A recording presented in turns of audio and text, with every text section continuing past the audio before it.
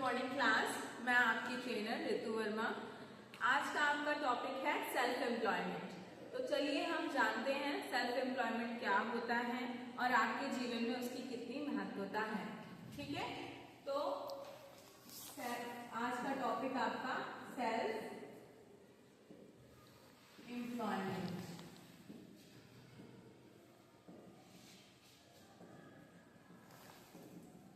जिसका मतलब हिंदी में होता है स्वरोजगार।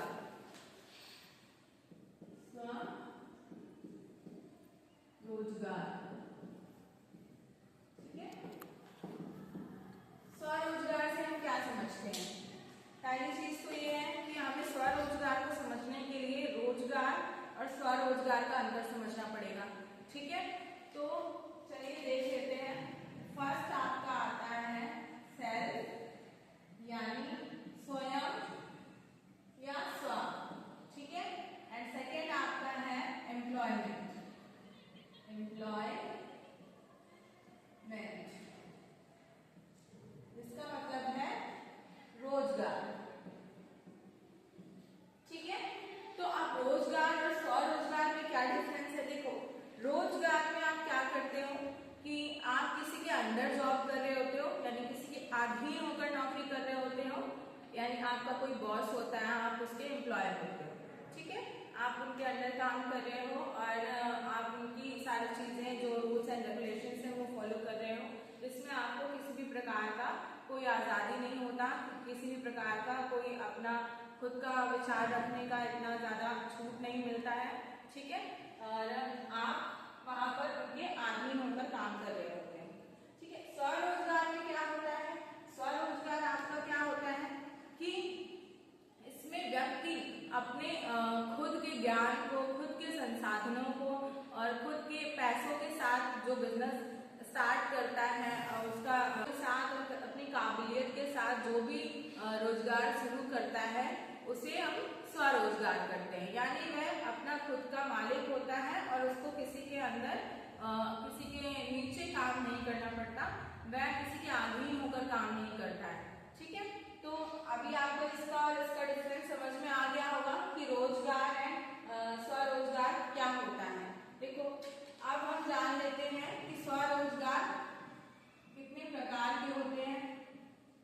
स्वरोजगार के मुख्य प्रकार, ठीक है,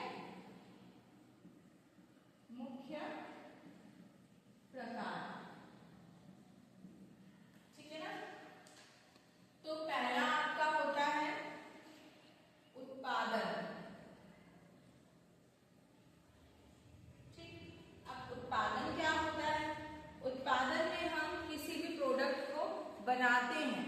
ठीक है, कोई भी प्रोडक्ट है, मान लीजिए कि हमने कोई एक सूट बनाया है, ठीक है, या हमने कोई एक पैंट बनाया है, तो हम पहले रॉ मटेरियल ला रहे हैं मार्केट से एंड देन हम उसका अपने यहाँ पे मैन्युफैक्चर कर रहे हैं।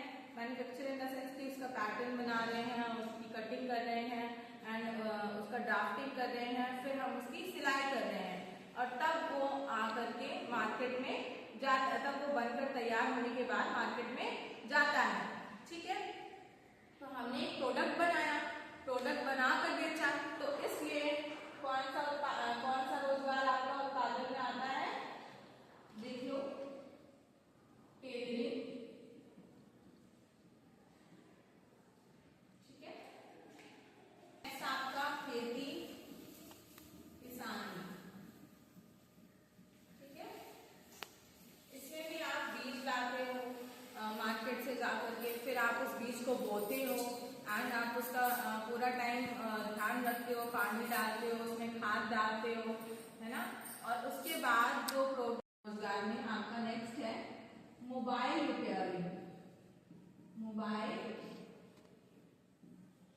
रिपेयरिंग, ठीक है। मोबाइल रिपेयरिंग में बेसिकली आप अपना स्किल यूज करके किसी का खराब मोबाइल ठीक करके देते हो, देन वो आपको आपका पैसा देता है मेहनत का। ठीक है, तो आप ये शॉप भी खोलकर अपना रोजगार स्टार्ट कर सकते हो। ठीक है, नेक्स्ट है आपका थर्ड नंबर पे व्यापार।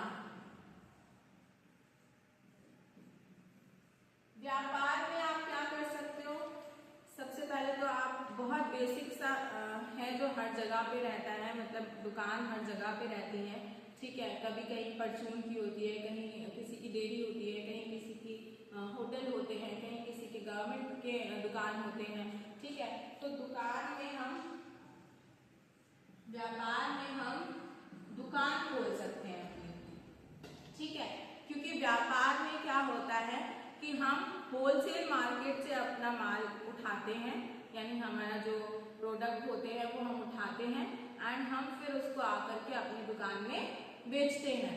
क्योंकि होलसेल से हमें जो जैसे कि मान लो कोई प्रोडक्ट 500 रुपए का मार्केट में है, तो होलसेल मार्केट में हमें वो 20 रुपए का, 50 रुपए का, इवन 100 रुपए का भी मिल जाता है, ठीक है। तो उसमें आपको भी पता है कि जब आप कोई चीज 100 रुपए का ला रहे हो और आप उसको 400 रुपए ज्यादा करके 500 रुपए में बेच रहे हो, 4 गुना ज्यादा करके, तो आपको उसमें बहुत ज्यादा प्रॉफिट होता है, ठीक है। तो बेसिकली दुकान आप व्यापार के बिजनेस में खोल सकते हो। अगर आप कोई व्यापार करना चाहते हो तो आप दुकान खोल सकते हो, जिसमें कि दुकान आपकी सारी ही दुकानें होती हैं, ठीक है। जैसे परचून की हो गई, गारमेंट की हो गई, लेकिन उसमें एक और होता है जिसे हम बोलते हैं बुक स्टॉल। क्या बुक स्टॉल में आप जाकर के दुपट्टा खरीद सकते हैं, या क्या बुक स्टॉल में जाकर के आप परचून का सामान खरीद सकते हैं? नहीं खरीद सकते। बुक स्टॉल में जाकर आप सिर्फ और सिर्फ अपना पढ़ाई का सामान जैसे पेन, मार्कर, डस्टर एंड आपके कॉपी, किताब, ये सारी चीजें खरीद सकते हो, ठीक है। तो व्यापार में आपके पास कई सारे ऑप्शन होते हैं व्यापार आधारित में, क्योंकि हम होलसेल मार्केट से काफी सारा प्रोडक्ट उठा करके कम दामों पर और मार्केट में उसे ज्यादा दामों पर बेचते हैं, ठीक है। तो इतना आपको सभी को समझ में आया? Yes ma'am. ठीक है। तो नेक्स्ट हम आ जाते हैं, फोर्थ हमारा है डिजिटल।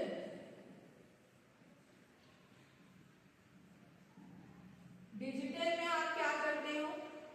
अभी बहुत नीचे तक आ गए हम, मैं ऊपर का इरेज कर रही हूँ, बाकी सारी चीजें इरेज करके हटा रही हूँ। हम ऊपर समझते हैं कि डिजिटल क्या होता है, ठीक है। एक सेकेंड का वेट करना, पॉज करना। नंबर डिजिटल, ठीक है। तो डिजिटल में हमारे पास ऑनलाइन बिजनेसेस होते हैं, जैसे आप कोई साइबर कैफे खोल सकते हो, ठीक है। आप Amazon, मिंत्रा वेबसाइट्स होते हैं, आप उसमें अपना रीसेलिंग कर सकते हो, प्रोडक्ट सेल कर सकते हो, ठीक है। तो यहाँ पर आप अपना एक साइबर कैफे खोल सकते हो।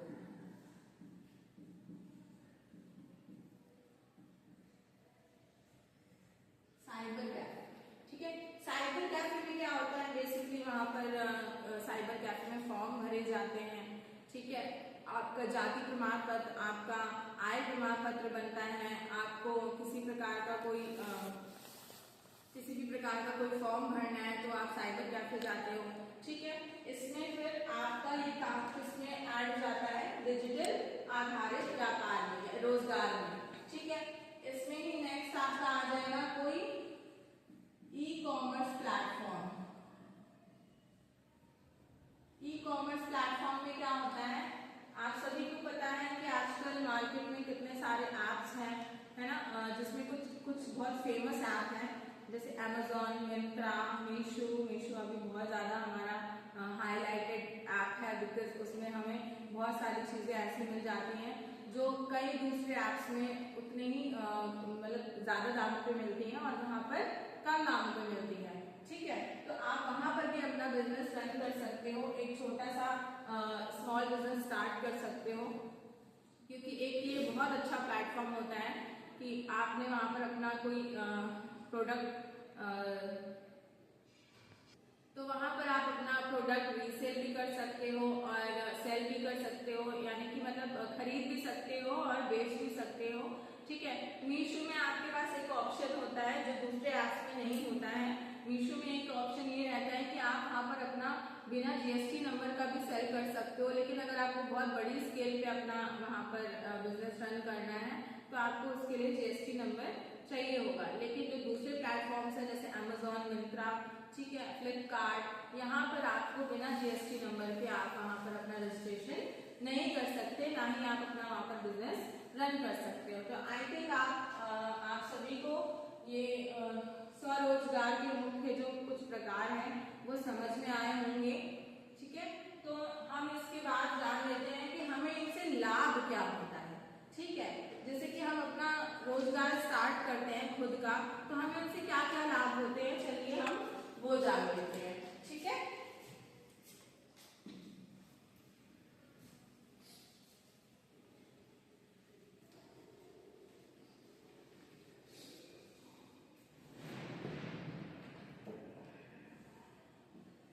स्वरोजगार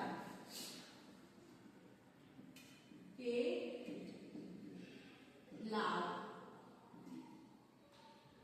ठीक है, तो सबसे पहली चीज तो ये है कि स्वरोजगार से हम आत्मनिर्भर बनते हैं, है ना। ठीक है, हम अपना अगर कोई खुद का बिजनेस खोले हैं या खुद का छोटा सा एक बुटीक खोले हैं, पार्लर खोले हैं या फिर एक नॉर्मल सी दुकान भी रख ली है हमने, तो वहां पर मैं अपनी खुद की मालिक होंगी, है ना, किसी के ऊपर डिपेंडेंट नहीं होंगी या किसी के अधीन नहीं होंगी। मान लो कि आज मुझे अपना थोड़ा काम है, अपना खुद का पर्सनल काम है और मुझे अपनी दुकान 4 बजे बंद करके जानी है, तो क्या मुझे किसी से पूछना पड़ेगा? नहीं, क्योंकि वो मेरी खुद की दुकान है, मैं कभी भी खोल सकती हूँ, कभी भी बंद कर सकती हूँ। ठीक है, तो वैसे ही लेकिन जब हम रोजगार करते हैं तो हमें किसी ना किसी से अपने जो अपने अपर लेवल में हमारे बॉस होते हैं या हमारे जो सीनियर्स होते हैं उनसे हमें पूछना पड़ता है कि हमें जाना है, परमिशन है या नहीं है, वो हमें ग्रांट करते हैं, देन जाकर परमिशन ग्रांट करते हैं, देन जाकर हम अपना दूसरा काम कर पाते हैं। ठीक है, लेकिन वहीं अगर जब मैं अपना रोजगार खोलूंगी, मैं अपना बुटीक चलाऊंगी या अपना दुकान चलाऊंगी, तो उस दुकान को चलाते टाइम मुझे किसी से भी परमिशन नहीं लेना पड़ेगा, चाहे मैं वहां पर 10 बजे पहुंचूं, चाहे मैं वहां पर 11 बजे पहुंचूं, या फिर मैंने आधे दिन से ही अपनी दुकान को क्यों ना खोला हो। ठीक है, तो वहां मुझे कोई रोकने टोकने वाला नहीं होगा, वहां मैं खुद की मालिक रहूंगी और मुझे किसी से भी कुछ चीजें पूछने की जरूरत नहीं पड़ेगी। ठीक है, तो सबसे पहले हम वहां पर आत्मनिर्भर बनते हैं। ठीक, सेकेंड है हमारा स्वतंत्रता। अब स्वतंत्रता देखी जाए तो हम जब कहीं जॉब करते हैं तो हमें इतनी आसानी से हर चीज की फ्रीडम नहीं होती, क्योंकि हमें हर चीज के लिए किसी ना किसी से परमिशन लेनी पड़ती है। ठीक है, अगर हम अपना खुद का काम कुछ करना चाहते हैं उसके लिए भी परमिशन लेनी पड़ती है। ठीक है, हम अपने कुछ अलग सी मतलब अपने मान लेते हैं कि मैं किसी कंपनी में काम कर रही हूँ एंड देन मेरे बॉस है और मुझे कुछ अपने तरह से कुछ चीज करनी है, तो नहीं, मुझे पहले उनसे पूछना पड़ेगा कि नहीं मैं ऐसे करना चाहती हूँ, क्या मैं ये कर सकती हूँ। अगर वो मुझे परमिशन देते हैं तब मैं वो चीज कर सकती हूँ। लेकिन अगर मैं अपनी खुद की दुकान पे काम करती हूँ या खुद अपने दुकान खोलती हूँ, तो वहां पर मुझे किसी से पूछना नहीं पड़ेगा, यानी मैं हर चीज को लेकर स्वतंत्र रहूंगी। ठीक है, चाहे वो मेरे टाइम को लेकर हो, चाहे वो मेरे काम को लेकर हो, चाहे वो मेरी खुद की पर्सनालिटी को लेकर हो, चीजों को लेकर हो, किसी भी चीज को लेकर मुझे किसी से भी कोई भी मतलब एक तरीके का होता है ना कि बंधन, मतलब कोई भी मुझे किसी चीज से बांध के नहीं रख सकता वहां पर। तो मैं वहां पर अपने विचारों के साथ भी पूरी खुली तरीके से रह सकती हूँ, जैसी मैं हूँ मैं वैसे खुद वहां रह सकती हूँ। ठीक है, मुझे किसी को भी किसी चीज का जवाब देने का वहां पे जरूरत नहीं पड़ेगा, क्योंकि वो मेरी खुद की शॉप होगी और मैं वहां खुद की अपनी मालिक हूँ। ठीक है, तो मैं वहां पर पूरी तरीके से स्वतंत्र हूँगी, मैं कुछ भी कर सकती हूँ। ठीक है, वहां पर तो नेक्स्ट हमारा है इसमें तीसरा आय स्रोत। देखो, हम कहीं पे जब काम करते हैं तो हमें एक फिक्स सैलरी मिलती है। मान लेते हैं कि किसी की सैलरी 15,000 होती है, 10,000 होती है और उसको वो उतनी ही फिक्स मिलती है, और वो साल में 2 साल में, किसी का 3 साल में मतलब प्रमोशन होता है तो उसके हिसाब से उसकी सैलरी बढ़ती है, या जिस कंपनी में इंक्रीमेंट्स होते होंगे उनका इंक्रीमेंट्स होता है। है, 1,000 रुपए का, 2,000 रुपए का, तो 10 से 12,000 हो गया। इससे ज्यादा क्या वो कमा सकता है उस टाइम पर? नहीं। लेकिन जब मैं अपना खुद का रोजगार करूंगी तो हो सकता है कि मैं आज 400 रुपए कमा रही हूँ पर कल वहीं पे मैं 500 कमाऊंगी। मुझे नए नए आय के स्रोत मिलते जाएंगे। मतलब अगर मेरा एक बुटीक है तो आज मैंने 2 सूट सिले हैं और उस 2 सूट का मुझे 400 रुपए मिला है, तो कल मैं शायद 3 सूट सिलूं और मेरे पास 4 कस्टमर अलग से आए और मेरे 2 दिन से 4 दिन की कमाई कितनी हो सकती है? 1,000 रुपए भी हो सकती है। तो मैं एक दिन में भी 1,000 रुपए कमा सकती हूँ, 2 दिन में भी कमा सकती हूँ, या फिर चाहूंगी तो अगर वो मुझ पर डिपेंड है कि मैं वो काम करके कब तक दे रही हूँ, तो मुझे वो उतनी अर्निंग बढ़ती रहती है और उस हिसाब से होती रहती है। ठीक है, तो हमारा यहाँ जो आय का स्रोत है वो बहुत अच्छा होता है। ठीक है, क्योंकि यहाँ पर मेरे को कोई फिक्स सैलरी नहीं होती कि मैं महीने का वेट करूंगी एंड महीना पूरा होगा तब मुझे वो सैलरी मिलेगा। लेकिन यहाँ पर मैं एक दिन में काम करके दे दूंगी तो एक दिन में ही मुझे मेरा पैसा मिल जाएगा और मैं दूसरे काम के लिए अपने आप को फिर से तैयार कर सकती हूँ। और दूसरा सूट मान लेती हूँ कि मुझे दूसरा सूट सिलना है तो मैं दूसरा सूट भी सिलने बैठ सकती हूँ और उसका पैसा भी मैं उसी दिन अर्न कर सकती हूँ ना। ठीक है, तो यहाँ पर मुझे आय के स्रोत बहुत मिल जाते हैं। ठीक है, अच्छे से मिल जाएंगे और आपको काफी अच्छी इनकम होगी अपने खुद के बिजनेस से। ठीक है, तो ये कुछ 3 मेन लाभ हैं आपके जो आपको होते हैं अपना खुद का रोजगार खोलने से। आपका अपने खुद के टाइम की बचत बहुत होती है, आप अपने हिसाब से चीजें कर पाते हो, आप जितना चाहो उतना कमा सकते हो, है ना। लेकिन इसकी कुछ हानियां भी होती हैं, तो हम हानियों को जानते हैं। ठीक है,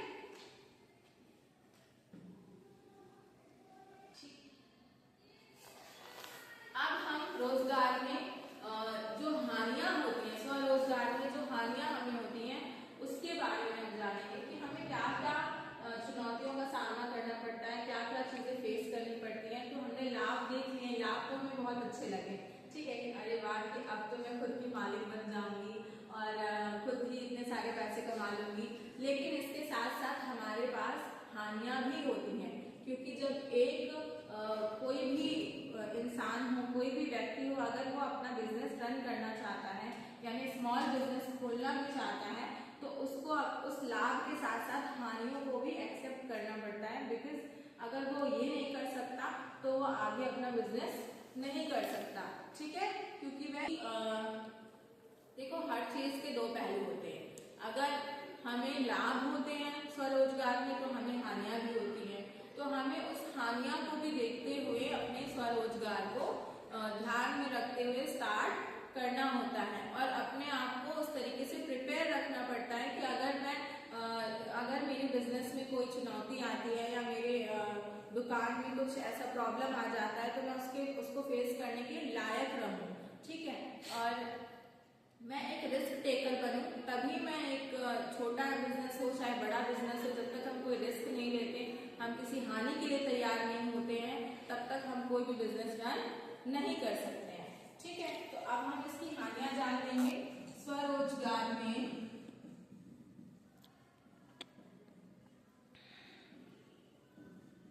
होने वाली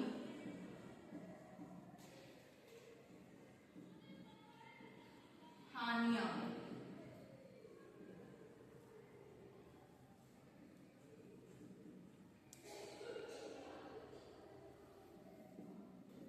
ठीक है, तो देखो सबसे पहले एक चीज है पैसा। ठीक है, आप अपना बिजनेस स्टार्ट करते हैं तो सबसे पहले सबसे बड़ी चीज क्या होती है? पैसा। ठीक है, अगर आप अपना कोई बिजनेस स्टार्ट करते हो तो सबसे पहले आपको आपके पैसे की जरूरत होती है, आपके पास उतना अमाउंट होना चाहिए। ठीक है, इन केस मान लेते हैं कि मतलब मुझे मेरी दुकान खोलनी है और उसमें मुझे करीब 1 लाख रुपीज की जरूरत पड़ेगी, लेकिन मेरे पास नहीं है और मुझे खोलना है पर। ठीक है, तो मैं कहाँ से क्या करूंगी कि मुझे 1 लाख रुपए मिल जाए और मैं स्टार्ट कर पाऊँ अपना बिजनेस। ठीक है, क्यों? तो उसके लिए सरकार भी हमें लोन प्रोवाइड करती है। ठीक है, आज ऐसी स्थिति आ गई है कि सरकार भी चाहती है कि आप खुद का बिजनेस रन करें, खुद का एक अपना स्मॉल बिजनेस स्टार्ट करें, खुद की दुकान खोलें या खुद का कोई भी स्वरोजगार स्टार्ट करें, ताकि वह आप खुद भी सक्षम बन सकें और देश के इकोनॉमी में भी आपका कुछ हाथ हो। ठीक है, तो इसके लिए वह आपकी पूरी मदद करते हैं। जैसे कि अभी मैंने माननीय मुख्यमंत्री जी ने एक योजना स्टार्ट की थी, उसकी शुरुआत की थी, युवा उद्यमी योजना। ठीक है, तो उसमें क्या होता है कि वो आपको कुछ 5 लाख रुपए तक का लोन देते हैं और उस लोन में आपको 4.5 लाख रुपए वापस करना होता है और 50,000 आपका माफ होता है। ठीक है, तो हम उसकी सहायता लेकर के भी अपना बिजनेस स्टार्ट कर सकते हैं। तो हमारे पैसे की जो प्रॉब्लम है वो यहाँ से हमारी खत्म हो सकती है अगर हमें इन सारी चीजों की जानकारी हो। ठीक है, क्योंकि कई लोगों को इन सारी चीजों की जानकारी नहीं होती है और वह अपना बिजनेस स्टार्ट तो करना चाहते हैं पर वो कर नहीं पाते हैं, सिर्फ और सिर्फ पैसे ना होने के कारण। तो सबसे पहले आपकी स्वरोजगार में हानि आपका पैसा ही होता है। पैसा पूंजी बोल सकते हैं उसे हम, पूंजी। ठीक है, कि ये कहाँ से आएगी, तो ये आप थोड़ी सी आपको जानकारी रखनी पड़ेगी सारी चीज़ों की।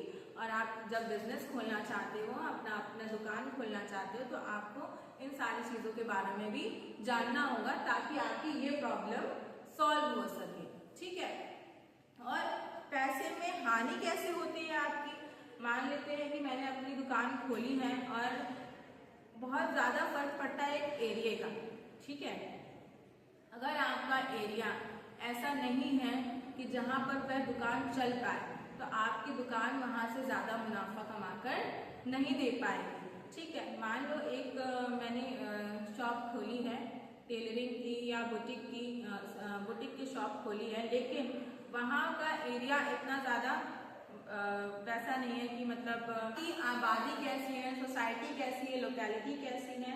ठीक है, उन चीज़ों को ध्यान में रखकर अगर हम अपना दुकान खोलते हैं और वहाँ पर अपने रेट को फिक्स करके रखते हैं, जैसे कि कोई चीज़ मुझे 100 रुपये में देनी है, तो क्या वो वहाँ पर 100 रुपये में बिक सकती है।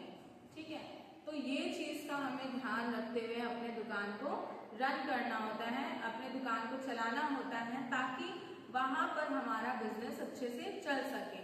और इन्हीं सब चीज़ों का ज्ञान ना होने के कारण आपकी दुकान में हानि आती है, आपके पैसों में कमी आती है, लोग अट्रैक्ट नहीं होते हैं सॉरी लोग ज़्यादा अट्रैक्ट नहीं होते हैं, क्योंकि आपको ये नहीं पता होता है कि वहाँ पर जो आबादी है, जो लोकेलिटी है, वो किस हिसाब की है, कितने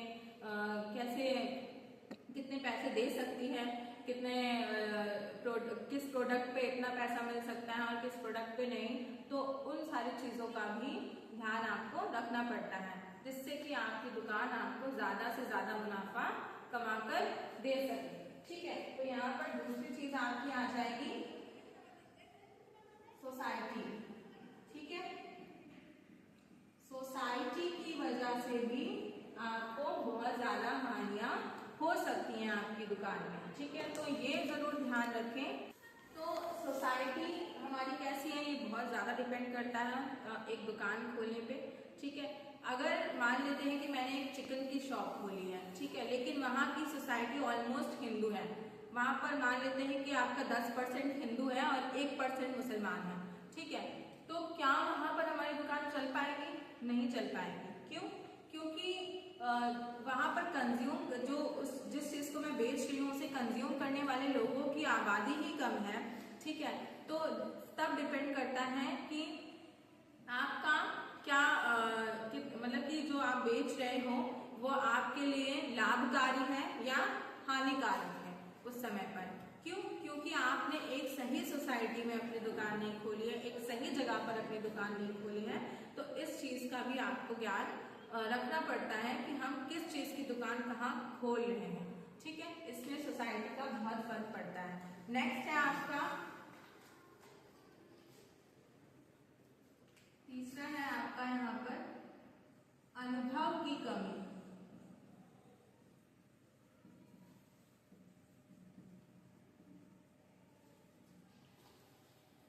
देखो, तो हमारे पास अनुभव की कमी होती है। देखो क्या होता है ना कि हमने अपनी शॉप तो खोली है पर हमें पता नहीं कि हमें उसे प्रेजेंट कैसे करना है, अपने प्रोडक्ट्स को प्रेजेंट कैसे करना है, किस तरीके से कस्टमर से हमें बात करनी है कि हम उन्हें 100 रुपए की चीज भी 200 रुपए में बेच सकें। तो हमारे पास एक स्किल होनी चाहिए हमारी वे ऑफ टॉकिंग की, ठीक है।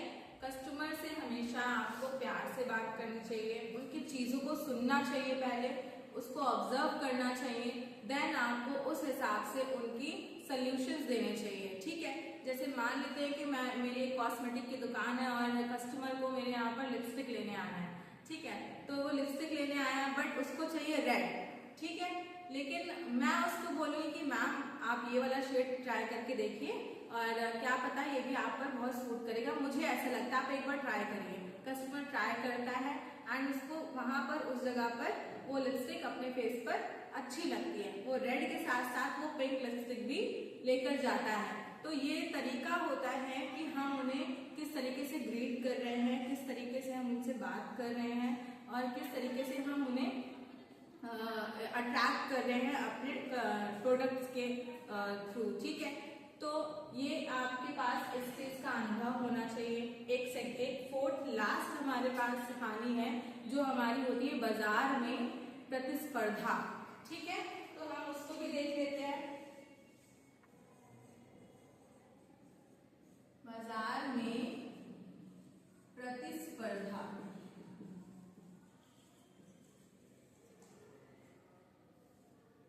ठीक है। अब देखो बाजार में यानी कि मार्केट में हमारे कई सारे शॉप्स होते हैं। यहाँ पर भी एक कॉस्मेटिक की शॉप खुली है, वहां पे भी एक कॉस्मेटिक की शॉप खुली है, लेकिन जैसे मैंने अभी बताया इससे पहले ही कि हमारे पास अनुभव नहीं होगा तो हम अपनी दुकान को नहीं चला सकते हैं, ठीक है। क्या पता कि इस वाली दुकान का जो मालिक है वो उसी कस्टमर से अच्छे से बात नहीं कर रहा है, पर इस वाली दुकान का मालिक बहुत अच्छे से बात करता है, उससे बहुत अच्छे से ट्रीट करता है, बहुत अच्छे से ग्रीट करता है, उनकी चीजों को समझता है, उनको उनके हिसाब से चीजें बताता है। वही सेम दुकान उसकी वहां पर बहुत अच्छे से चल रही होती है और वही सेम दुकान उसकी वहां पर सिर्फ एक दो कस्टमर आकर के बंद हो जाती है। सुबह से खोलते हैं और शाम को बंद हो जाती है, ठीक है। तो यहाँ पर प्रतिस्पर्धा बहुत होती है हमारे लिए, क्योंकि ऐसे कई सारे कॉस्मेटिक्स खुले होंगे बट वहां पर आपको अपनी जगह कैसे बनानी है ये आपको आना चाहिए, ठीक है। तो आज के लिए आपका ये टॉपिक जो सेल्फ एम्प्लॉयमेंट था यहीं पर खत्म होता है।